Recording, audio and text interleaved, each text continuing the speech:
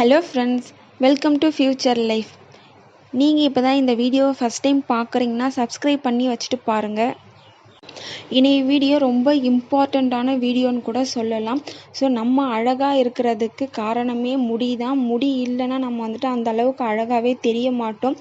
So என்னோடய முடி 1 இயருக்கு அப்புறம் எதனால் அதிகமாக கொட்டுச்சு அப்படின்னு சொல்லிட்டு தான் இந்த வீடியோவில் பார்க்க போகிறோம். நான் என்ன செஞ்சேன், எதனால் என்னோடய முடி ரொம்பவே கொட்ட ஆரம்பிச்சிடுச்சு, பாதி முடி கொட்டிடுச்சு, அதுக்கான ரீசன் பற்றி தான் பார்க்க போகிறோம்.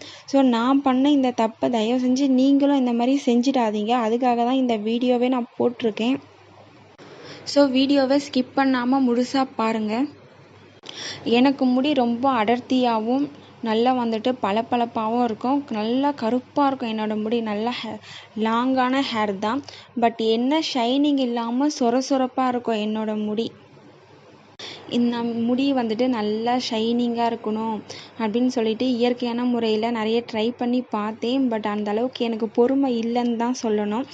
நான் கொஞ்சம் பொறுமையாக ட்ரை பண்ணியிருந்தால் கண்டிப்பாக எனக்கு ரிசல்ட் கிடச்சிருக்கும். பொறுமை இல்லாத காரணத்தால் இந்த மாதிரி செஞ்சுட்டேன் நான்.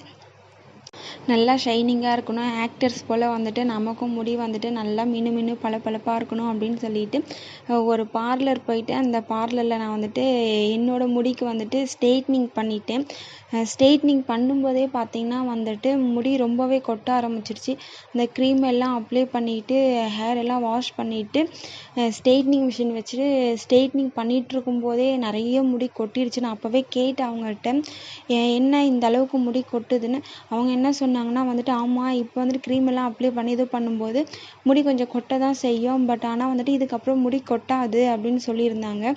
இதுக்காக நீங்கள் ஷாம்பு, கண்டிஷ்னரு, ஆயில் அப்ளை பண்ணக்கூடாது, பட் எல்லாமே பிராண்டடாக யூஸ் பண்ணணும் அப்படின்னு சொல்லியிருந்தாங்க. நானும் எல்லாமே பிராண்டடாக தான் யூஸ் பண்ணிகிட்டு இருந்தேன். ஒரு 1 இயர் வரைக்கும் நல்லாவே போயிட்டு இருந்தது. பட் அதுக்கப்புறம் பார்த்திங்கன்னா என்னோடய முடி பழைய நிலைமைக்கவும் வர ஸ்டார்ட் ஆகிடுச்சு. கொஞ்சம் கொஞ்சமாக இந்த ஷைனிங் எல்லாம் போக ஆரம்பிச்சது தான் என்னோடய முடி நாளுக்கு நாள் பயங்கரமாக கொட்ட ஆரம்பிச்சிடுச்சு. எனக்கு என்ன செய்கிறதுனே தெரியல. என்னோடய முடி பார்த்திங்கன்னா ஒரு கையால் சேர்த்து பிடிக்க முடியாது, அந்தளவுக்கு முடி பயங்கர அடர்த்தியாக இருக்கும். நம்ம முடி பின்னதுனதுக்கப்புறம் கீழே பேண்டு லப்பர் எல்லாம் போடுவோம் பார்த்திங்களா, அந்த மாதிரி லப்பர் போடுற இடத்துல ஒரு கிளிப்பு கூட என்னால் போட முடியாது, அந்தளவுக்கு முடி அடர்த்தியாக இருக்கும். ஸோ நான் இந்த ஸ்ட்ரெயிட்னிங் பண்ணி முடித்ததுக்கப்புறம் என்னோடய முடி அப்படியே டோட்டலாக கொட்ட ஆரம்பிச்சிடுச்சு. டேமேஜ் ஆகிடுச்சு முடி. எல்லா முடியும் 2 வர ஆரம்பிச்சிடுச்சு. உடஞ்சிடுச்சு முடி. முடியோட கலரேவும் மாறிடுச்சு. முடி ஒரு சத்தே இல்லாமல் ஒரு வறட்சியாக இருக்கிற மாதிரி இருந்தது. ஸோ ஆயில் அப்ளை பண்ண எனக்கு முடி ரொம்பவே கொட்ட ஆரம்பிச்சிச்சு. பொடுகும் வந்துடுச்சு அந்த சமயத்தில். என்ன செய்கிறதுனே தெரியல. ஹாஸ்பிட்டல் போயிட்டு டாக்டரை பார்த்தாலும் இந்த மாதிரி ஸ்ட்ரெயிட்னிங் பண்ணால் முடி கொட்ட தான் செய்யும், நீங்கள் ஸ்ட்ரெயிட்னிங் பண்ணுறதுக்கு முன்னாடியே யோசிச்சிருக்கணும் அப்படின்னு சொல்லிட்டு அவங்களும் கொஞ்சம் ஷாம்பெல்லாம் ரெஃபர் பண்ணாங்க. இந்த ஷாம்பெல்லாம் யூஸ் பண்ணுங்கள், இந்த மாதிரி ஃபுட்டு தான் நீங்கள் யூஸ் பண்ணணும்னு சொல்லிட்டு ஒரு சாட் மாதிரியே ப்ரிப்பேர் பண்ணி கொடுத்தாங்க. ஸோ அந்த மாதிரி யூஸ் பண்ணும்போதும் எனக்கு அந்த அளவுக்கு எஃபெக்டிவாக இல்லை.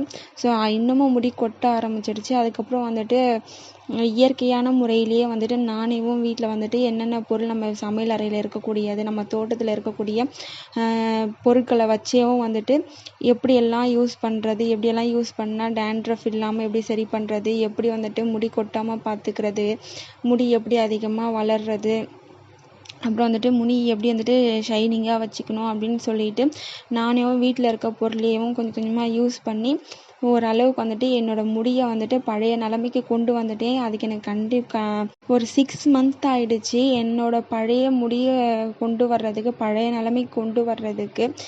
ஸோ நான் என்ன மாதிரியான ஷாம்பு யூஸ் பண்ணேன், என்ன மாதிரி ஆயில் எல்லாம் நான் அப்ளை பண்ணேன், என்ன மாதிரி என்னோடய முடி க்ரோத்துக்கு நான் என்னெல்லாம் யூஸ் பண்ணேன்னு சொல்லிட்டு டிப்ஸ் எல்லாம் உங்க கூட ஷேர் பண்ணிக்கிறேன்.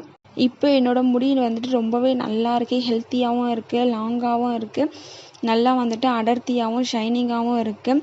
ஸோ வீடியோவை வந்துட்டு நீங்கள் தொடர்ந்து பார்த்துட்டே இருங்க.